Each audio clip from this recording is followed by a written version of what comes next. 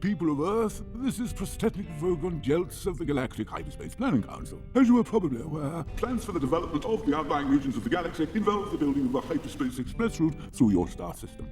And your planet is one of those scheduled for demolition.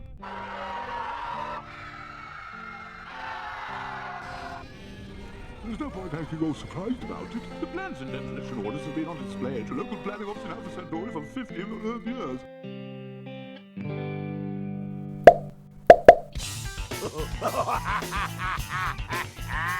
And that was the first time that I had an experience that I couldn't explain. And so with that, it started to open me up to, okay, I'm actually experiencing things that you can't explain. What is this about? Because there's truth in all things, but there's also distortion in all things. So we need to be able to recognize that. So I almost feel like it imprisons people within the third density.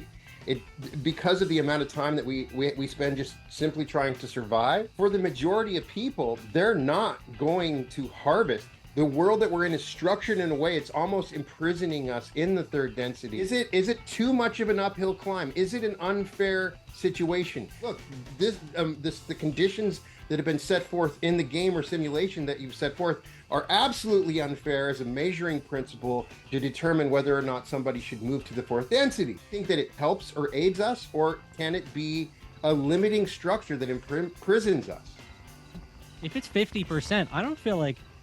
But when they say in the law of one, only one or very few people have ever harvested, is the system designed so that we don't actually harvest? I see it more as like just complete the level, just complete the third density, right, and just move on to the next level. So let's look at it as a game. Is the game impossible? Is it too hard to move us to the next level of the game? Has the game, it's impossible. You get to that certain level and there's just no way I can get past it, and I eventually just I give up, right? Because the way it's set up, right? I don't know, it could be too hard.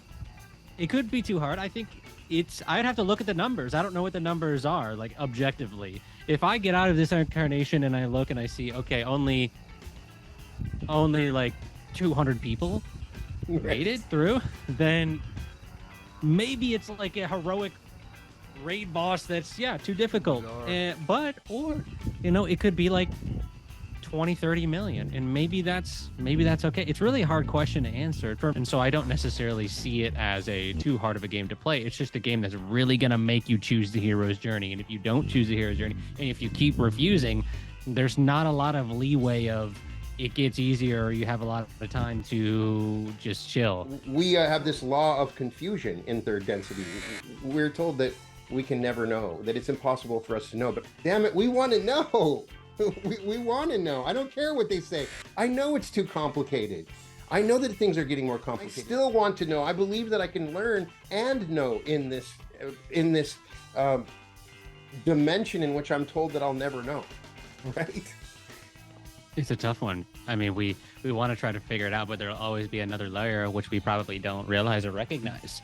And all we can do is do things like the as above, so below, and try to figure out how this reality works. And if we can, then maybe we can get some sort of insight into how the higher realities work as well. It's a difficult one because it seems like the point is to try to figure it out to a certain extent, but there's still always going to be a level of mystery. So it's kind of paradoxically accepting that, look, I don't want to just be delusional and do nothing, but I also have to recognize that I'll probably not ever get the full thing. So where can I find a sense of harmony in the middle?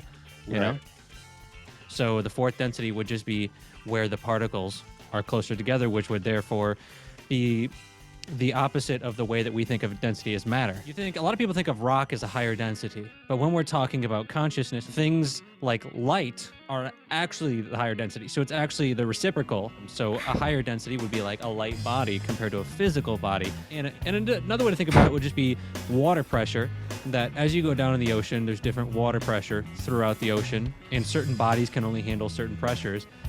When I think about the evolution of consciousness, I'm seeing it basically as the scale.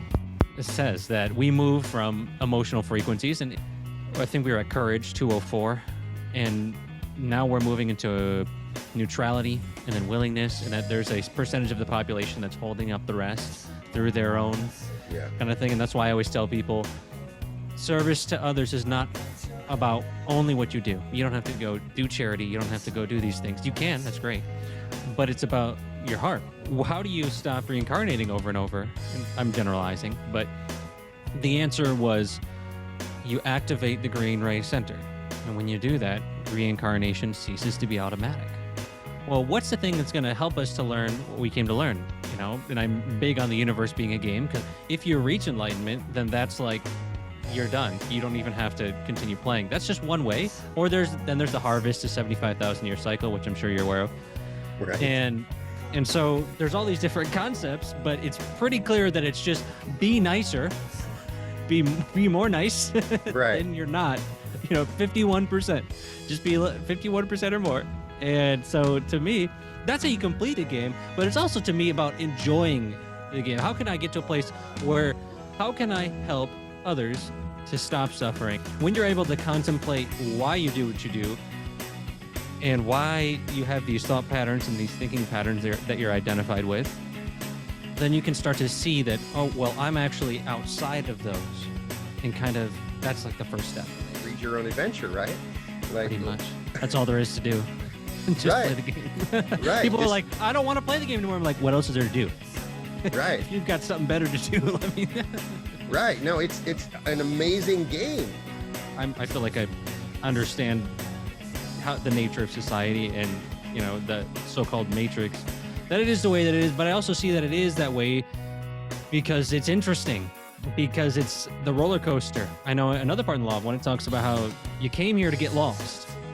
So I've always kind of taken that and just been like, okay, I surrender. I don't know. It's almost as though a big realization for me was to realize that a point of the game is to literally not know. So Right.